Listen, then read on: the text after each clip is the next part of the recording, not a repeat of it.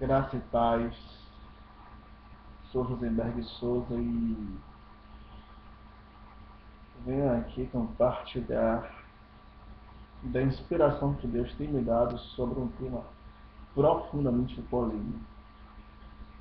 O tema é batismo e mover do Espírito Santo. Quero deixar claro que o batismo no Espírito Santo é quando uma alma se converte e se arrepende genuinamente. Esta é a primeira e grande evidência, comprovada em Mateus 3, versículo 11. Vamos ver?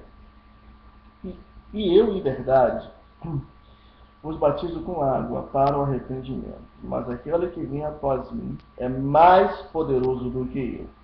Não sou digno de levar as suas sandálias. Ele vos batizará com o Espírito Santo e com fogo. O versículo 12 diz assim: em sua mão tem a pá, e limpará a sua ira, e colherá no celeiro o seu trigo, e queimará a palha com fogo que nunca se apagará.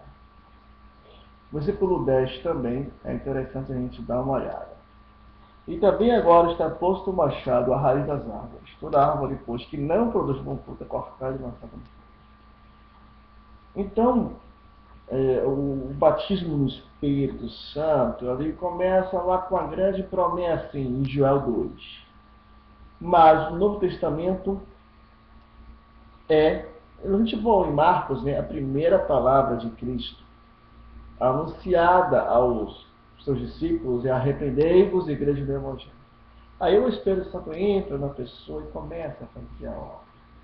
Acontece que posteriormente, isso eu não estou dizendo que é a segunda bênção, que eu discordo desse raciocínio teológico, né, pentecostal, e eu sou um batista pentecostal, eu sou totalmente aberto à obra do Espírito. É que a evidência, repito,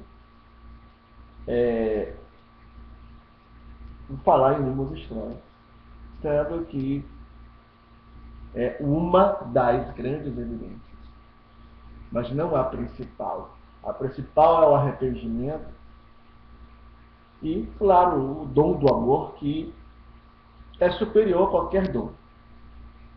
Não adianta você profetizar, falar a língua dos anjos, fazer sinais, prodígios e maravilhas, se não tiver amor. Sem amor, a pessoa não se arrependeu e não vai para os céus. Para isso, Jesus deixou muito claro: apartai-vos de mim e não vos conheço. E Jesus retrata a pessoas cheias de dons, cheias de unção. Cheias de unção. Não tira a minha palavra aqui. E Jesus disse: apartai-vos de mim, vós que praticais a iniquidade, não vos conheço. Gente, misericórdia de nós, Pai. Então, se é evidência principal, Jesus não falaria isso, né? Jesus falaria muito claramente que todos aqueles que falam em línguas, todos sem exceção, são salvos. E não foi isso que Jesus disse. Mas eu não vou aqui tirar a importância desse dom como uma grande evidência da manifestação do Espírito Santo. E indo para Atos 2, a gente vai ver que no dia do Pentecoste houve o início do derramado Espírito sobre toda a carne, conforme premeditado e profetizado lá em Joel 2. E tiveram ali varões que se escandalizaram e disseram: fora. Quem são esses que estão cheios de moço? Aí no versículo 14 e 15 do capítulo 2 de Atos diz assim: Pedro, porém, pondo-se em pé com os 11, levantou a voz e disse-lhes: varões judeus e todos os que habitais em Jerusalém, seja-vos isto notório e escutai as minhas palavras. Estes homens não estão embriagados, como vós pensais, sendo esta a terceira hora do dia. Mas isto é o que foi dito pelo profeta Joel. E nos últimos dias acontecerá, diz Deus, que do meu espírito derramarei sobre toda a carne. Eu vou até aqui. Então, você vai numa igreja renovada, avivada, pentecostal, batista pentecostal, uma igreja histórica que aderiu ao movimento carismático, posso assim dizer. E você vai ver, às vezes, as pessoas rodopiando, caindo no chão, caindo no espírito, tremendo, em transe, e manifestações muito, às vezes muito parecidas com o que vimos no terreiro. Gente, o que acontece na verdade é que Satanás é quem copia as coisas do céu. E ele sabe que foi Deus, o Espírito de Deus, entendeu? A manifestação ao povo africano desse formato.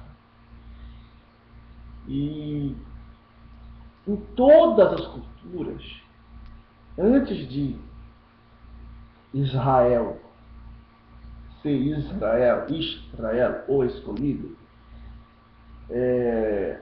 eram culturas inteiramente pagãs. Então, com a queda do pecado, o homem perdeu o senso e o conhecimento do verdadeiro Deus. E o Deus que hoje conhecemos por muitos séculos e até milênios ficou um Deus desconhecido por causa da queda do homem do pecado. Então esse é o primeiro raciocínio. Então, aí você chega numa igreja dessas e vê pessoas rodopiando, como eu já falei, entrando em êxtase. A palavra não é outra, é essa. Existe tudo isso que eu falei, manifestado por demônios.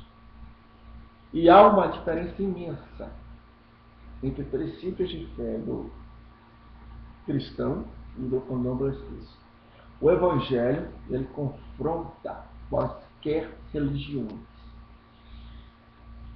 E eu não vou poder delongar aqui sobre as doutrinas do candomblé, porque o foco é outro. Mas o que eu quero mencionar é sobre a origem dos hinos. Então, eu vou para a Bíblia tentar provar para você, meu irmão, que o manifestar do Espírito Santo em rodopios, em transe, em êxtase, tem um respaldo profundamente bíblico. Mas eu só vou expor um pouco, porque são necessárias horas de vídeo, uma literatura maçante, para a gente poder entender, né, os propósitos de Deus por detrás disso tudo. Então, abrindo em Colossenses 3, versículo 16, diz assim: a palavra de Cristo habite em vós abundantemente em toda a sabedoria, ensinando-vos e admoestando-vos uns aos outros, com salmos, hinos e cânticos espirituais, cantando ao Senhor com graça em vosso coração.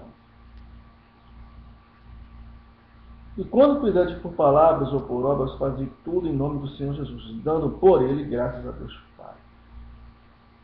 Salmos, hinos e cânticos espirituais. Eu vou mostrar aqui esse livro, História da Música Ocidental, Donald Kraut e Klaus Paliska. Vamos ler aqui um pouco português, mas vamos falar aqui em inglês. Donald Kraut e Klaus Paliska, na História da Música Ocidental. Gente, o hino antes de ser da igreja era totalmente pagão. A evidência histórica está no seguinte: antes dos hinos serem da igreja, eram para os deuses da Grécia, demônios da Grécia, não são deuses, coisa nenhuma, demônios. E tem muita semelhança, a mitologia grega ela tem muita semelhança com o candomblé, por assim dizer. Só fazemos uma comparação entre as divindades da mitologia grega e do candomblé em si, né? Então, no livro aqui, diz na página 19, né, o primeiro primeiros dois hinos são os hinos délficos a Apolo. Ainda ele retrata aqui hino a Nêmesis, hino ao Sol, hino à música Calíope, que Mesômedes decreta no século II. Eu não posso delongar aqui muito sobre esses hinos, porque seria voltado exclusivamente para o público acadêmico, músico, né? Até mesmo o músico popular teria dificuldade em entender isso aqui se não tivesse uma leitura prévia, uma educação musical prévia para poder entender essa linguagem aqui, mas estou falando da origem, com dados científicos, e vocês podem confirmar os maiores tratados e maiores livros de história da música do mundo, que estavam reforçando o que eu estou dizendo aqui. A origem dos hinos não é cristã, é pagã, é satânica.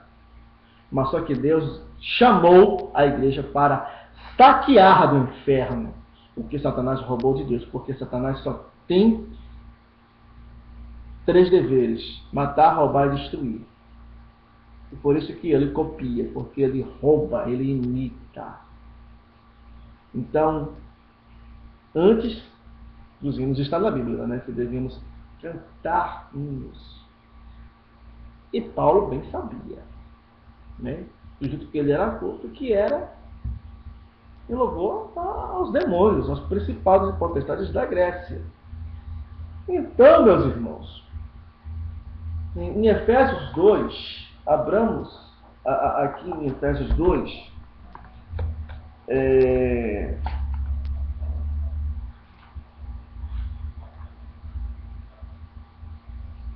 versículo 11. Portanto, lembrai-vos que de vós, no outro tempo, erais gentios na carne, chamados de incircuncisão pelos que na carne se chamam circuncisão feitos pela mão dos homens, que naquele tempo estavam sem Cristo, separados da comunidade de Israel e estranhos aos concertos da promessa, não tendo esperança em Deus no mundo. No versículo 2, diz assim: em que noutro tempo andaste segundo o curso deste mundo, segundo o príncipe das potestades do ar, do Espírito, que agora opera nos filhos da desobediência. Então, amados, aqui, principados do ar. No candomblé, a divindade que se intitula Oxalá é a que habita no ar, né? Que é o soberano. Pelo que eu pesquisei, se eu estiver enganado, por favor, um servo de Deus, um candomblessista pode me esclarecer sobre isso. Mas só que a Bíblia já está aqui retratando como um espírito de desobediência. E essa atividade, ela não pode entrar numa igreja em que o Espírito Santo está colocando pessoas para rodopiar, tremer e entrar em êxtase. Muito parecido com como se vê no terreiro de candomblé. Então, ainda mais na Bahia, onde eu moro, que é a África, fora da África, é mais do interesse de Deus fazer esse resgate espiritual do povo africano e derramar o Espírito dele sobre a carne, nesse contexto cultural que é maravilhoso e lindo, que foi criação de Deus. Então, muito cuidado, porque você pode se escandalizar e não conseguir se calar perante um manifestado do Espírito Santo dessa forma. Então você vai chegar e você vai dizer, com decência e ordem, sim, espera aí, vamos analisar brevemente. Se você vê uma clara desordem e o Espírito testifica em você, antes de você falar qualquer coisa, amém. Esteja o Espírito de oração repreendendo toda a operação do engano. Os demônios, eles podem sim se manifestar nessas horas. E muita gente se manifesta dessa forma. E um ministro ou um servo de Deus tem a revelação de Deus dizendo, não sou eu, isso é o demônio, aí o demônio vai sair.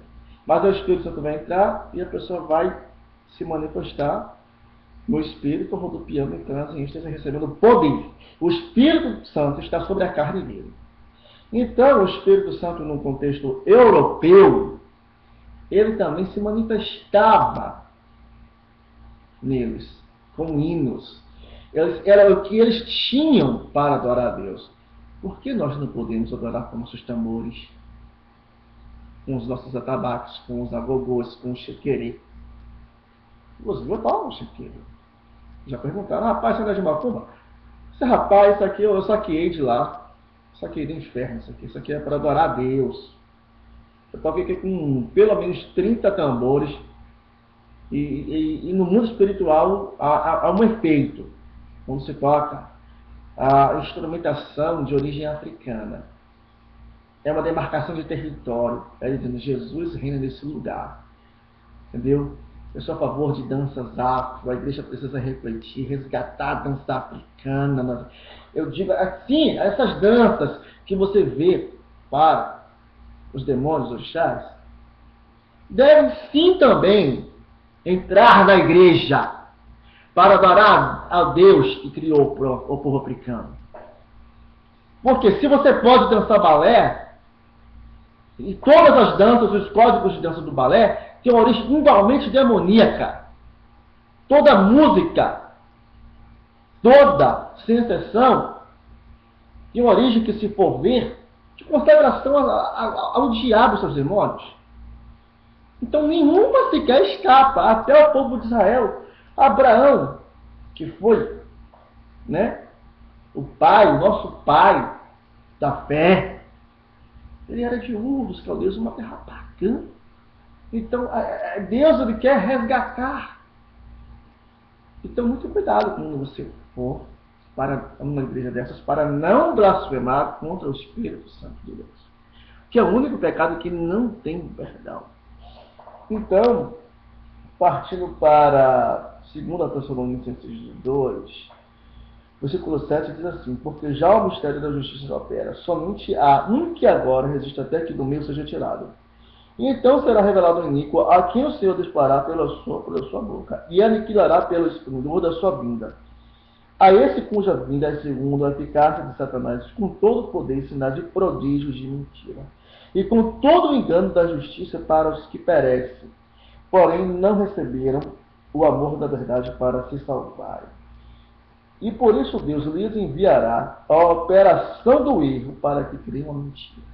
Infelizmente, os demônios, né, autorizados pelo próprio Deus, que é uma soberania de Deus, a gente não pode entender isso bem. Eles têm o poder de imitar. E eles se manifestam nas pessoas também, muitas vezes. Você vai na igreja, você vai ver demônios se manifestando. Eu já fui em uma igreja, uma das coisas que eu saí, pentecostal, cheia da presença de Deus. Mas uma mulher profundamente ali, claramente, endemoniada. Quando o Espírito Santo se manifesta em você, no início você perde um pouco do controle sobre o seu corpo. Mas você não fica inconsciente. Você fica consciente. O seu cérebro, a sua mente está ali fortalecida. Quando é demônio, não. Quando é um santo bruto do candomblé, não. Ele tira e traz mais 7. E o último estado é pior do que o primeiro. Mas quando é o Espírito Santo, há um renovar interno. E essa manifestação do Espírito sobre a carne é para que os frutos na pessoa sejam evidentes. Mas fica um alerta para esses que recebem essa manifestação a pedirem também os frutos. Depois que o Espírito Santo se manifesta em você, você vai falar palavrão, como eu vejo, como se vê aí. Você vai na sua casa e se torna um cavalo com sua esposa. E você, esposa, vai para casa e se torna uma mulher rebelde, insubmissa. Fica complicado captar o fruto do Espírito Santo, sendo que o Espírito Santo se manifestou e você não discerniu, não se apossou da presença do Espírito Santo. Aí o diabo vem e lança a seta dele e aí a obra da carne manifesta. E para termos convicção que é o Espírito de Deus na vida da pessoa, se você tiver dúvida, você pede a pessoa na hora da manifestação para dizer que Jesus Cristo veio em carne. Em 1 João 4, versículo 3 diz assim: Amados, não criais por espírito, mas provai se os espíritos são de Deus, porque já muitos falsos profetas se têm levantado no mundo. Nisto conhecereis o Espírito de Deus. Todo espírito que confessa que Jesus Cristo veio em carne é de Deus. E todo espírito que não confessa que Jesus Cristo veio em carne não é de Deus. Mas este é o espírito do anticristo, do qual já ouvistes que há de vir, e esse que está já no mundo. Amados, então me preocupa aqui uma coisa muito séria. E vale dizer que a pessoa tem que dizer: eu confesso que Jesus Cristo veio em carne. Quer dizer, eu confesso que Ele, que Deus, não é... Ela não está ali pelo Espírito de Deus, não. Ela está ali, influenciada e possessa. Agora, um demônio, ele não pode falar: eu confesso que Jesus Cristo veio em carne. Eu já tive experiências no mundo espiritual em provar um espírito, assim, na minha cara, na minha frente, e não confessava. Eu também já ministrei sobre endemoniados, pela misericórdia, para a honra e glória do Senhor, que eu diminua e Ele apareça. Em que, assim, você consegue confessar que Jesus Cristo veio em carne, e a pessoa ficava com a boca travada, até que recebeu a libertação para a honra e glória do Senhor.